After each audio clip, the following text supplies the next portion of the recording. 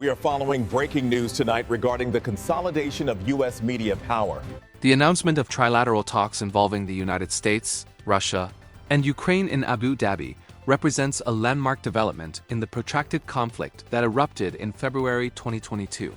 For nearly 4 years, the war has dominated global headlines, reshaped international alliances, and redefined the strategic calculus of military power in Europe and beyond.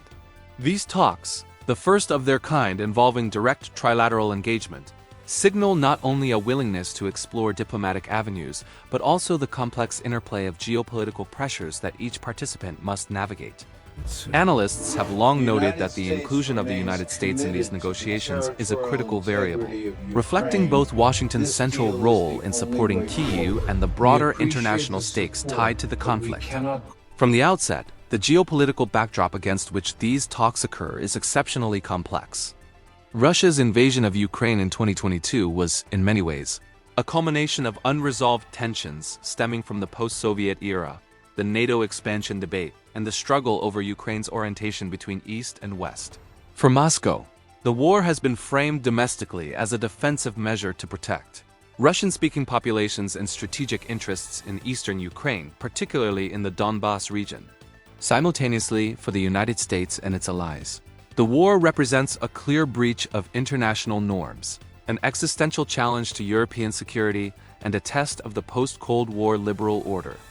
This duality of perception is central to understanding the stakes at the trilateral table. What constitutes legitimate national interest versus unacceptable aggression is sharply contested, making compromise extraordinarily delicate. The choice of Abu Dhabi as the venue for these talks is itself strategically significant. Situated outside the immediate theaters of conflict, the United Arab Emirates offers a neutral environment, removed from the pressures of domestic constituencies and direct media scrutiny in either Moscow or Kyiv. This setting allows negotiators to explore proposals with a degree of flexibility while simultaneously signaling the involvement of the broader international community. Diplomats familiar with Middle Eastern mediation note that the UAE has cultivated a reputation as a discreet intermediary in conflicts ranging from Yemen to Libya, suggesting that Abu Dhabi's hosting role is designed to provide both security and diplomatic cover for the participants.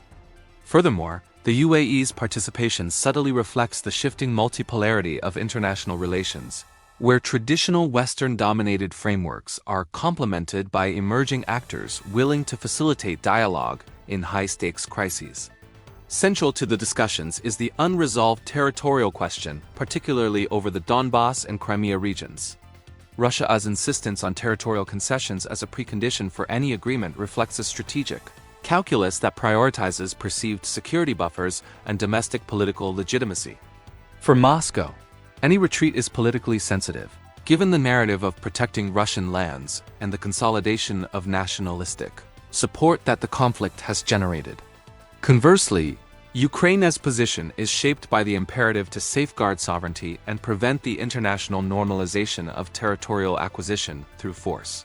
President Volodymyr Zelensky's statements preceding the talks emphasize the commitment to dialogue while maintaining an uncompromising stance on core territorial integrity. The inherent tension between these positions creates an environment where negotiation is not simply about compromise but about redefining the very parameters of post-war security architecture in Eastern Europe. The involvement of the United States introduces an additional layer of strategic complexity. U.S. diplomats serve multiple roles, advocating for Ukraine's territorial integrity, constraining Russian ambitions, and managing the expectations of NATO allies who are acutely aware of the risks of escalation. The American presence also functions as a stabilizing factor, providing both political weight and a framework for accountability. Historical precedent underscores the significance of such mediation. The U.S. has often acted as a guarantor in conflicts, where direct adversaries have limited trust in one another. This dynamic is reminiscent of the Cold War-era negotiations where Washington engaged Moscow directly in high-stakes diplomacy to prevent local conflicts from escalating into broader confrontations, a framework that continues to inform contemporary practice. The trilateral talks are also shaped by domestic political considerations within each country. In the United States, the Biden administration and its successors have consistently faced pressure to balance support for Ukraine with broader domestic priorities. including economic stability, inflation control, and electoral politics. For Russia, internal legitimacy and the perception of strength are paramount, with the Kremlin closely monitoring both public opinion and elite consensus. Ukraine, while externally supported, must simultaneously manage the humanitarian toll of the war, economic pressures, and the morale of its population. These internal dynamics influence negotiation positions, timing, and the potential for concessions, demonstrating that diplomacy cannot be separated from domestic political realities. An often overlooked dimension is the role of intelligence and military positioning in framing the talks. Both the US and Ukraine maintain a detailed understanding of Russian operational capabilities, while Russia similarly monitors Western support and the resilience of Ukrainian forces. These calculations are crucial, as each side seeks to ensure that any concessions do not translate into strategic vulnerability. Military analysts argue that the trilateral framework allows for real-time adjustments in strategy, as negotiators can leverage knowledge of troop deployments, logistical capabilities, and potential escalation paths to shape the contours of the discussion. In essence, the dialogue operates not merely in the abstract realm of diplomacy, but is tightly intertwined with the ongoing realities of warfare. Economic considerations also play a defining role in these negotiations. Sanctions imposed on Russia have had profound effects on its domestic economy, limiting access to international markets and technology, while also impacting global commodity markets. For Ukraine, economic resilience is equally critical, as reconstruction costs, foreign aid, and trade disruptions define the country's post-war prospects. The United States, meanwhile, must reconcile the costs of military aid and economic support with domestic fiscal pressures. These economic factors serve as both leverage and constraint, influencing what each party can credibly commit to without undermining internal stability or international credibility. The human dimension of the conflict is another pivotal element shaping the discourse. Analysts emphasize that any durable resolution must account for the profound humanitarian consequences, including displaced populations, destroyed infrastructure, and the broader societal trauma engendered by protracted conflict. President Zelensky's participation underscores Ukraine's insistence that negotiations address not only strategic concerns, but also the tangible impact on civilian populations.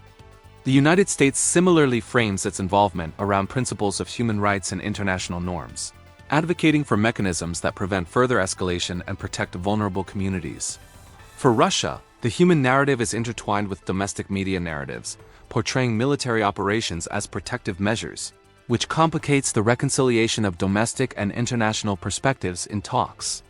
Experts suggest that the trilateral framework itself is an innovation in conflict mediation. Traditional bilateral negotiations, whether between Ukraine and Russia or between Russia and Western mediators, have often been stalled by mistrust and asymmetric power dynamics. The inclusion of the United States directly alongside the primary belligerents introduces a balancing influence, potentially facilitating compromise while also imposing external accountability. Scholars of international relations argue that such multilateral approaches, particularly in active conflict zones, can serve to align incentives, reduce miscommunication, and open pathways for incremental agreements, even when broader peace remains elusive. Technological and information warfare also shapes the context of these talks. Both Russia and Ukraine have engaged in sophisticated cyber operations, information campaigns, and media narratives aimed at influencing domestic and international perception. The United States, while leveraging diplomatic and military support, must also navigate the complexities of digital influence and misinformation, ensuring that negotiations are insulated from misleading narratives. The interplay between real-time information, public perception, and strategic messaging underscores the modern realities of diplomacy, where battlefield developments and public opinion are inseparable from formal negotiation processes. In conclusion, the Abu Dhabi trilateral talks represent a confluence of historical tensions, strategic imperatives, domestic politics, economic pressures, and humanitarian considerations. The presence of the United States alongside Russia and Ukraine introduces both stabilizing influence and additional complexity, reflecting the intertwined nature of modern geopolitics. While the outcome of these initial discussions remains uncertain, their very occurrence marks a potential inflection point, offering insights into how multilateral negotiation can operate amid ongoing conflict. The challenges ahead are formidable, with territorial disputes, domestic pressures, and strategic calculations all competing for primacy. Yet the talks also provide a rare opportunity to chart a course toward de-escalation if carefully navigated.